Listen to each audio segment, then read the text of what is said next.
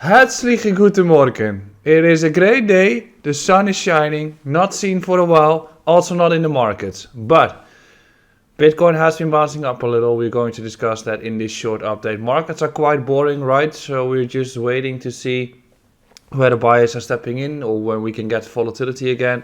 And that relatively calm period is a great period for you to start building your positions and start developing your strategy and the plan for the coming years. But before we're going to continue, make sure to subscribe beneath, like this YouTube update, and also do not forget to check my Twitter and Instagram where you can find daily content on the markets, as I'm posting that on a daily basis on multiple social media platforms. So that is the intro. Yesterday we've had, or 2 days ago, we've had the Fed meeting. If you missed everything regarding that topic, definitely do not forget to check the update that we posted yesterday or the live stream. Actually, yesterday was a quite funny day. We've had the entire Quadriga scam post on social media regarding Wonderland. If you've missed that, definitely check out Twitter as it went about the one of the founders of Quadriga exchange that out of nowhere disappeared, has also started or got into Time, which is Wonderland. So lots of stuff is happening around that rebase token DeFi project, but it covered the entire market yesterday in the DeFi world.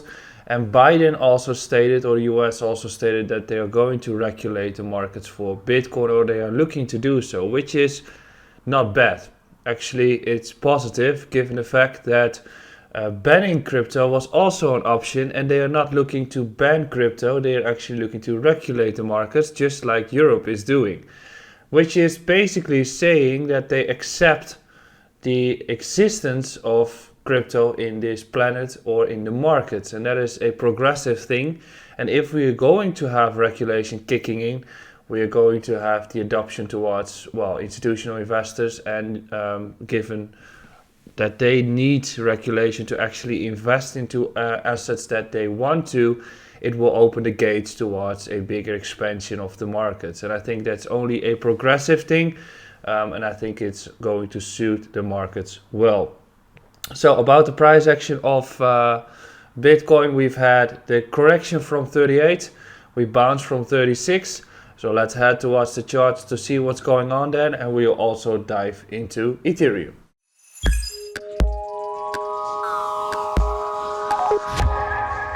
So the price action is absolutely crazy. Price went up, price went down, but ultimately price went to the right. What do we see? Bullish divergence, right? We've had a beautiful divergence playing here, in which we tested the high, did a fake out, went down, tested the actual lower levels and closed the CME gap, in which the CME gap was closed. And we've also been seeing the fact that we've got the bullish divergence here, which beautifully played out.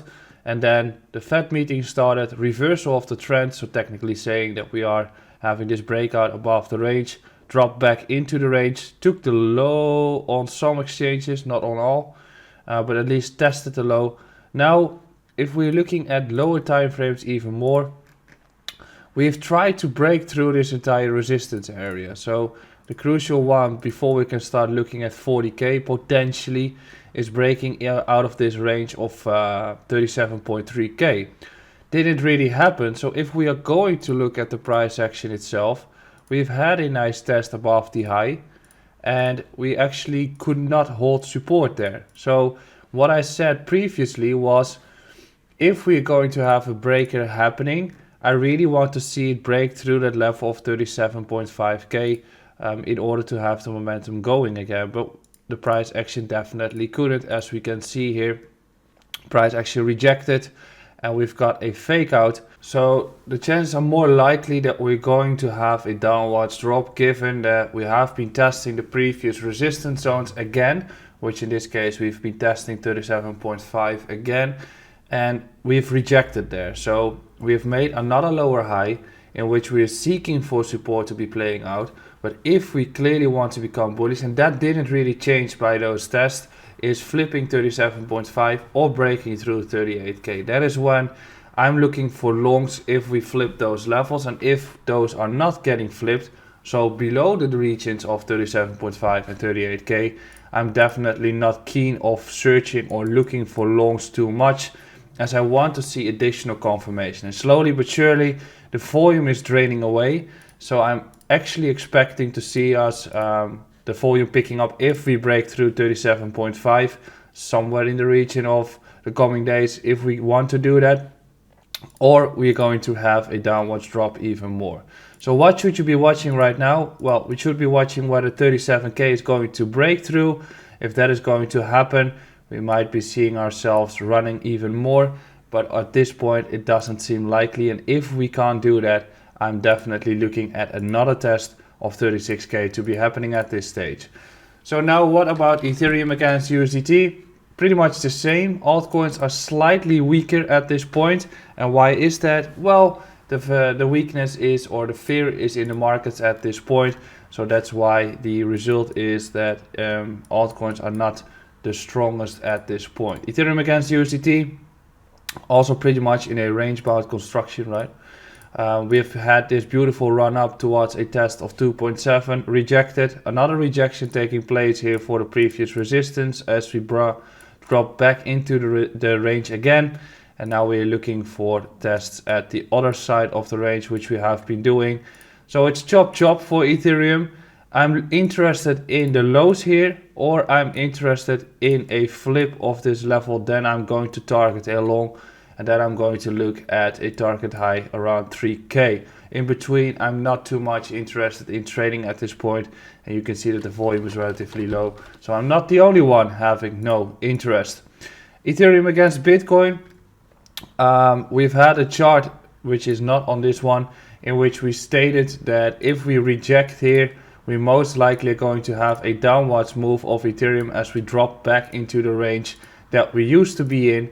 And currently we are getting that downwards momentum for Ethereum, but I think we are getting quite close, in which the area to watch is this entire region that we have here. It's the lower bound of the range around 0.06.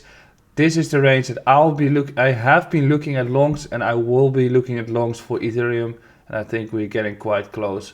So that is going to be a good indicator and a good trigger for potential continuation. If we look at the weekly for Ethereum against Bitcoin, looks like garbage. If this level is lost, we are in a deep shit show for even further downwards momentum. But at this point, looking at the lows and looking at the construction that the RSI is making as well on the price action too, I think that I'll be looking at 0.6 to 0.62 as potential long entries for Ethereum. I hope you have enjoyed this small update. I'll be back tomorrow, later today actually. Subscribe here, make sure to follow me on Twitter and Instagram, and I'll see you again later.